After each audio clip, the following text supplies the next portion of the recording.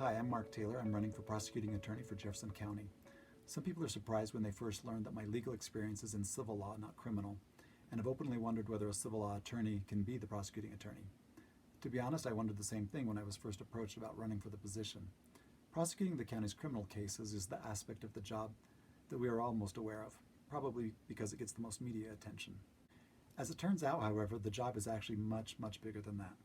The prosecuting attorney is also responsible for advising the county in and enforcing the civil laws that cover every aspect of how the county conducts its business, its contracts, writing, adopting, and enforcing its ordinances, issues of land use and planning and zoning, personnel matters, and taxation. In short, if we want the county we call home to retain its charm and affordability and to avoid liability in civil lawsuits, then addressing our civil law issues matters. Since the job responsibilities cover both civil law and criminal law, and attorneys tend to specialize in one or the other, Idaho statute does not make either specialty a requirement for the job. In fact, the question of specialization in law is like specialists in medicine. Hip replacement surgery is a different specialty than heart surgery.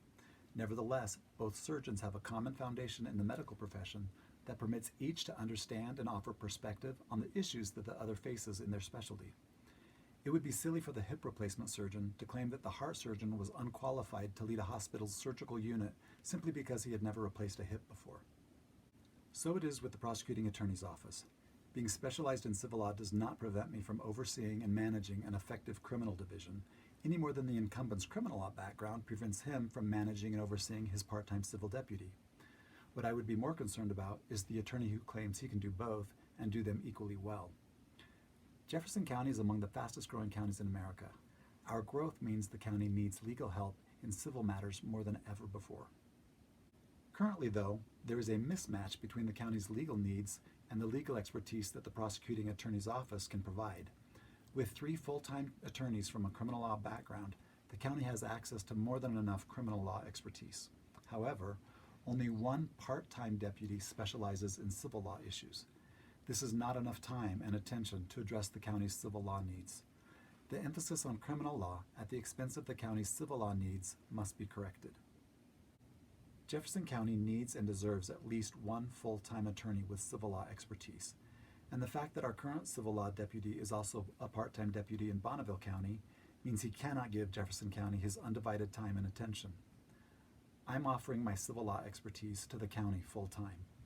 Along with my education in law and economics, I bring to the position more than 11 years of experience investigating and prosecuting large civil cases for the Federal Trade Commission, as well as working in private practice in Idaho. At the FTC, I often managed small teams of attorneys to investigate and bring cases against companies who use their dominant size or influence to harm free market competition, thereby harming the economy.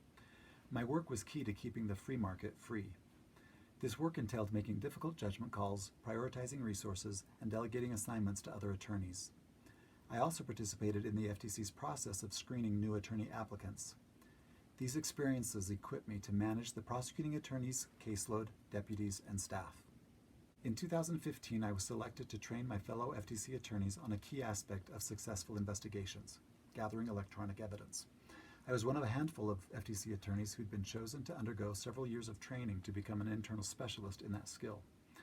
A year later, the FTC's Office of International Affairs asked me, in cooperation with the Canadian Competition Bureau, to prepare and conduct training for my civil law enforcement counterparts in 11 nations on how to plan and lead an investigation.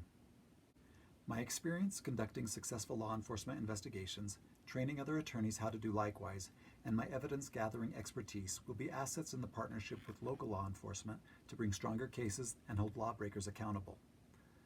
While at the FTC, I also became certified in the complex process of selecting, hiring, and overseeing government contractors, including drafting their contracts with the government.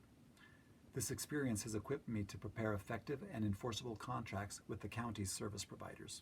Throughout my time at the FTC, I was consistently rated outstanding, the highest possible, on my annual performance reviews, and was progressively promoted to the highest pay scale for civilian employees in the federal government.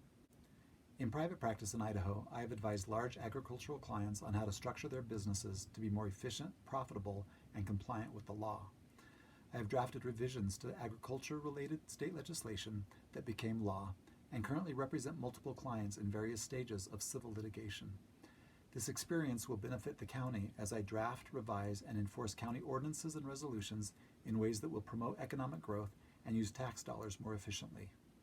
There is a widely held misconception that trial experience is important to the job. In reality, only 2 to 3% of civil or criminal cases ever go to trial. Perhaps that's because holding a trial is probably the least efficient and ultimately unsatisfying way of solving legal problems. It's horribly expensive and time-consuming, and neither side usually ends up getting everything they had hoped for. With few exceptions, the most economically wise and emotionally healing path involves intelligent, reasonable people looking at the same facts with a knowledge of the same laws and coming to the least expensive and mutually satisfactory solution possible. I am proud of my record at helping parties resolve litigation without a trial, and instead finding solutions that are at least as satisfying as they could reasonably hope for at trial, and at times even better, but for a lot less time and money. Being a good attorney means being a good problem solver. I'm not the kind of person who goes around tooting his own horn, but no one else can really do it for me. At the FTC, it was not uncommon for me to be the only attorney on one side of the table, while the targets of my law enforcement actions had anywhere from 3 to 6 attorneys working against me, with competition in the marketplace and tens of millions of dollars at stake. I've gone head-to-head against some of the most powerful attorneys from the largest law firms in the world. I gave up that powerful and prestigious career practicing law in D.C. so we could raise our children in a conservative, rural environment. I don't want Jefferson County to become more like D.C. I'm offering to use my D.C. experience to benefit our community where we all have chosen to raise our families, helping it to become the best county it can be. I want our laws to be enforced based on the facts, not on who's connected to whom, and I have the mind and the heart to do it. I hope this clears up any misconceptions or misinformation about my experience.